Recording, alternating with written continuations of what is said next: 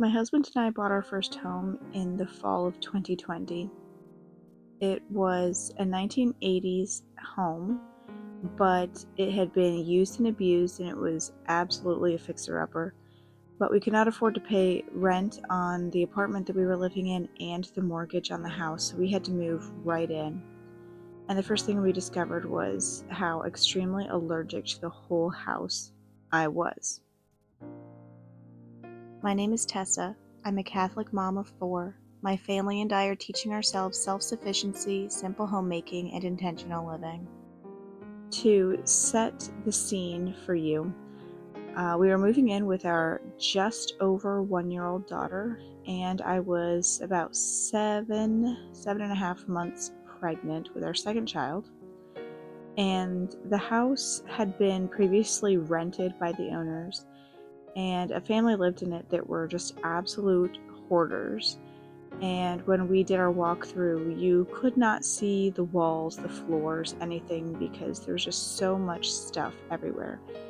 They had dogs and cats that had absolutely destroyed the flooring of the home. So we had to begin by ripping out carpets because there was just urine and feces and vomit from both animals in the carpeting, and I could not breathe in the house. There was carpeting in the whole house except for the bathroom. Well, one of the bathrooms. The second bathroom had carpeting. The whole kitchen had carpeting. Every closet had carpeting, and all of it was vile. After that, we began by taking down wallpaper and starting to paint over, or we tried painting over, a wall in the living room that was just bright red. And it was just so horrifying to look at. It turns out that it had been painted with oil paint instead of water-based paint, and so we ended up having to skim coat that instead of painting straight over it. It was a whole thing. Shortly after that, we were having a water filtration system installed in the house, and the tech who was here installing it tripped in the attic because we're on a concrete slab, and so all of the water and electric is run through our attic. And the tech tripped on something in the attic and fell through our living room ceiling. Obviously knocked a huge hole in it, dropping insulation, all of that. So we're about a month out from home birth. We have one child already, and we're in a home that I'm allergic to, and now there's a gaping hole in the ceiling the week of Christmas.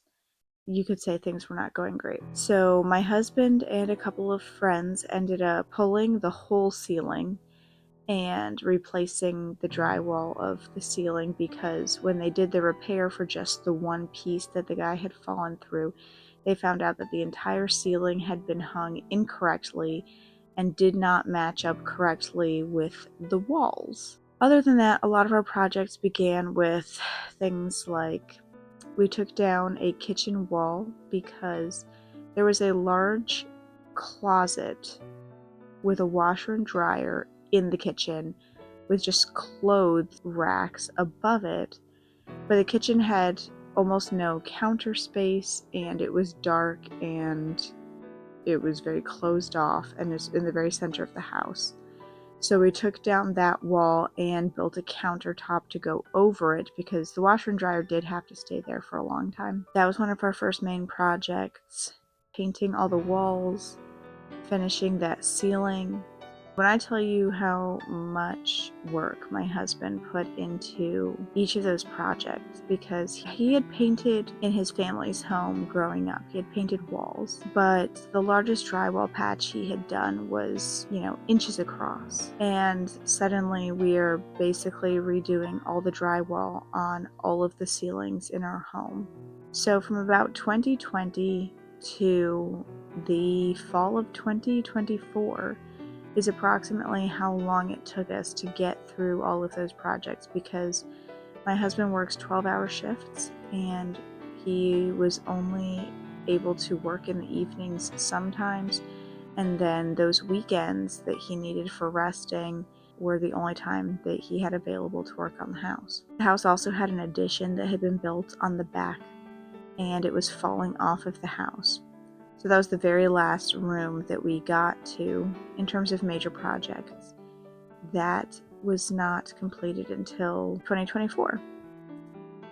So that involved stabilizing the foundation, sistering up new joists, lay new subfloor. All of the drywall repairs had to be done back there. We ended up changing the footprint of the closet bathroom. There was like a tiny toilet and a tiny sink back there, and for the first 4 years that we lived there, they were not functional at all. So we ended up knocking the wall down there, bumping that out, changed where the toilet and the sink were. We added a standing shower, and we were able to move the washer and dryer that were in the kitchen into that new bathroom. And honestly, that is my absolute favorite place in the whole house. I just cannot tell you how much my husband poured himself into making this house livable for our family. And in that time, we had our second child, and we had our third and fourth child. All through all of that, my husband was able to just keep plugging away, working at things, making this into such a beautiful home.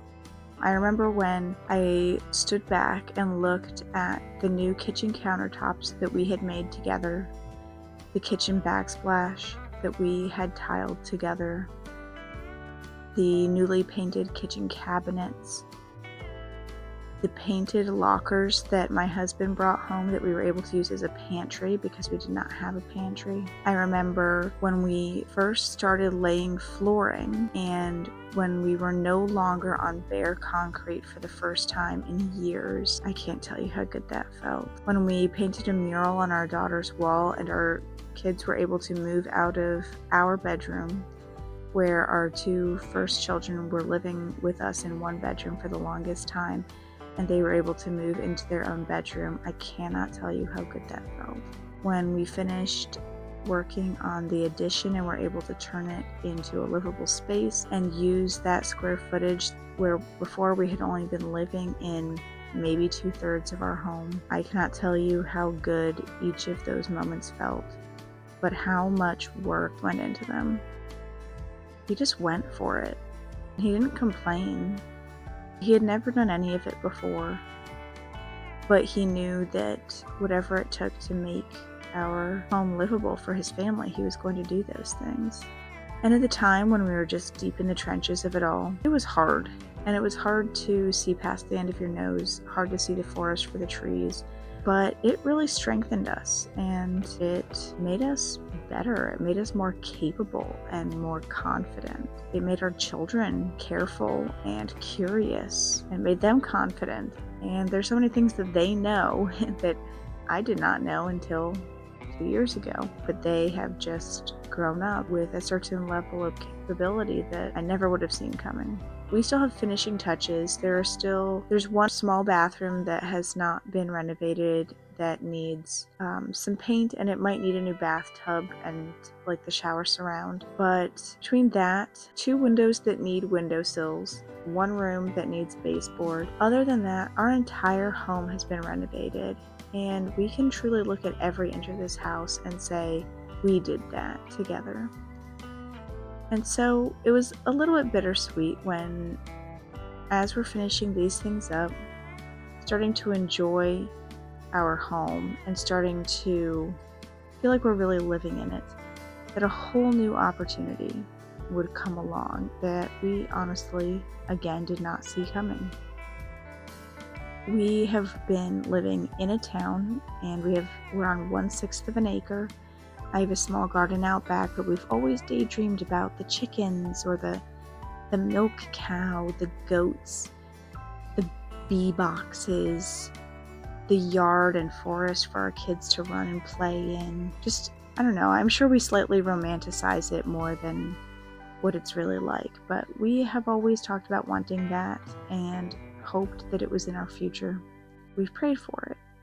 But we fully accepted that that was probably at least 5 years down the line. And for now, I truly came to a point where I was just so grateful for everything that we have. So grateful that I was looking around my kitchen as I was washing dishes, and I was just grateful for my routine of putting my kitchen to bed before ending the day and knowing how well it would set me up for the next day. And I was looking around at that beautiful backsplash and that beautiful paint on the cabinets, and I was looking at my floor that was not concrete, and I was just overcome with gratitude for my husband and an understanding of the sacrifices that he's made over the past few years and the amount that he has grown and stretched without complaint. I was just standing there thinking about all these sacrifices he's made and about how slowly I've adapted alongside of him. I don't know. I made a resolution that since my husband had poured years of his life and an unquantifiable amount of energy into building this house for us, that I was going to pour that same amount of energy, that same dedication and focus into making it a home for us. I was just filled with that. I just looked forward to it so much. I was so excited in that moment. And not that I thought it would be, smooth sailing and easy all the time, but I was just fired up because what I wanted was to make this house that he's built a home that would be so welcoming to him when he came home every day. I want him to look forward to coming home. I want him to have that can't wait feeling about walking in the door. I want our kids to feel safe and secure and happy here. As much as we all like going out and doing things, I really want us to miss home when we're away from it. I want it to be our sanctuary. I want it to be where we are most comfortable and most happy and most united. I am on a mission. That is my mission. I'm going to make our home that place. And there's so many things that go into that, from, good cleaning routines and organization and not having too much stuff and just caring for the place, curating things that make it beautiful, making it cozy and comfortable and welcoming for guests, and just making it functional for a family that now has 4 kids and there are 6 of us living here. And there are just so many ways that I can improve in all of those categories, and I am so excited about that. I decided that this year, 2025, is the year that family culture, I guess, that is what I was after. That is what I was going to make here for us. What we didn't see coming was that we would have the opportunity to buy land in the country. And I'm telling you, it must be some kind of miracle that we found 5 acres and a house that we can afford. We went to check it out. We put in an offer. It got accepted right away. And you could say the stars just aligned. So now we're under contract to buy a house in the country. It's got 5 acres, 2 of which are fenced in. It's got a house on it that is about the same size as the one we live in now. So we will need something bigger down the line if we have more kids, which we both hope to have more kids. But it will be just fine for now. It is only 3 years old, and after walking through, it is in perfect condition. So it's just wild to us, after all the work that we put into this place, to turn around and move into a place that really will not need anything done in order to be lived in. So that's very exciting for both of us. And it was very bittersweet to us, the thought of selling this place right as we finish it, rather than getting some amount of time to just live in it and enjoy it, and again, make it a cozy home. And all of our memories here will be of working on it. We won't really have memories here of just living. But that's okay. I feel like in a way it was almost a little test, because we've prayed for these things, and we've asked for these things and hoped and worked towards these things. And I think God just kind of said, do you really want it?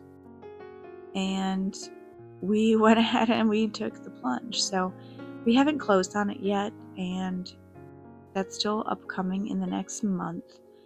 But we're so excited. We had a little trepidation at first, but we were excited. And our kids are excited. Only my oldest has ever moved, and she was too young to remember it, so it will be a new experience for them, definitely. My husband has only moved a couple times in his life. I've moved probably between 25 and 30 times in my life, so it's not new to me, but I've really put down roots here, and obviously we have not moved in the past 5 years. So it will definitely be a new experience.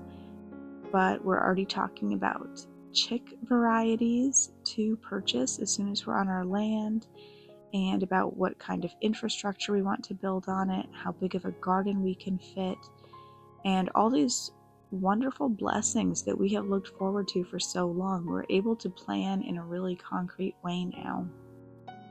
And that opportunity is incredible. So, as I was telling my husband about these goals I had for our home this year and for making it our sanctuary, and that it felt a little bittersweet to me to make that decision and have that conviction, and then suddenly to find ourselves moving and starting over in a new place. It was reassuring when he just told me quietly but with confidence that we can do those exact same things in a new home, and that doesn't change anything.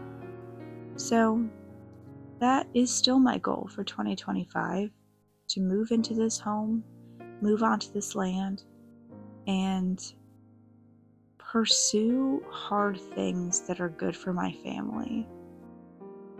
I'm going to make our home such a happy place, and a place of learning as I homeschool my kids, and a place of love as we grow our family, and a place of opportunity as we garden and homestead and learn about animals and surely make mistakes and hopefully learn from mistakes. And I could not be more excited for what is to come, especially knowing that it's not something that we were forcing or trying to make happen right now. We were ready to wait a while, and all of this is happening by the grace of God, and it's hard to ignore that. So I'm confident in God, even when I am not confident in myself or the things in this world. But the things that come our way from God, I know I can be confident in. And if at any time He sees fit to take those things away from us, then who am I to question that either? So, onward and upward into our next adventure as amateur homesteaders. I think I will continue to share as we journey on in this new adventure, and if that is remotely interesting to you, please do subscribe. God bless.